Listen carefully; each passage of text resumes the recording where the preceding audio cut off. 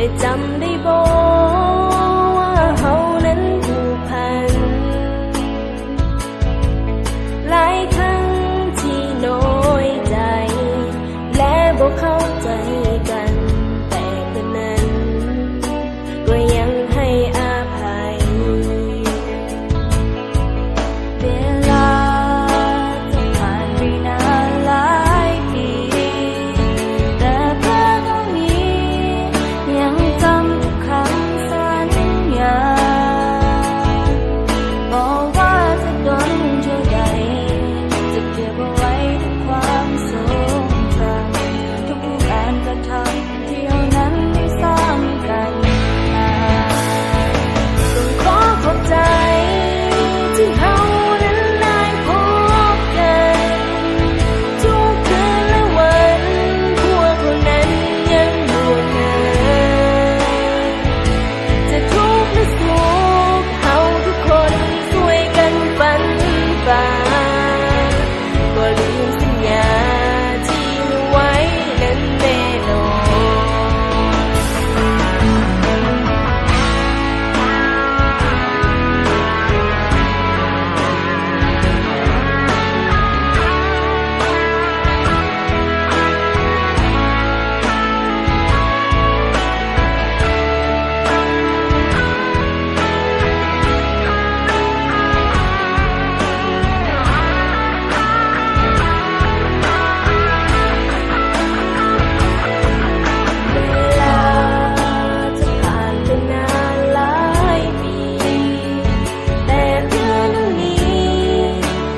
จำทุกคำสัญ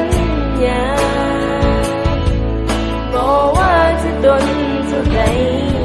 จะเก็บเอาไว้ทุกความทรงจำทุกการกระทำที่เรานั้นได้สร้างกันมาต้องขอขอบใจที่เรานั้นได้พบกันทุกคืนและวันพวกเขานั้นยังห่วงใยจะทุกข์หรือสุขเราทุกคนช่วยกันฝันฝ่าก็ลืมสัญญาที่ให้ไว้นั้นแน่นอนจนมาถึงวันนี้วันที่ต้องจากกันไปเพื่อนเอ่ยคงจะห่วงหาแต่อย่าลืมคำสัญญา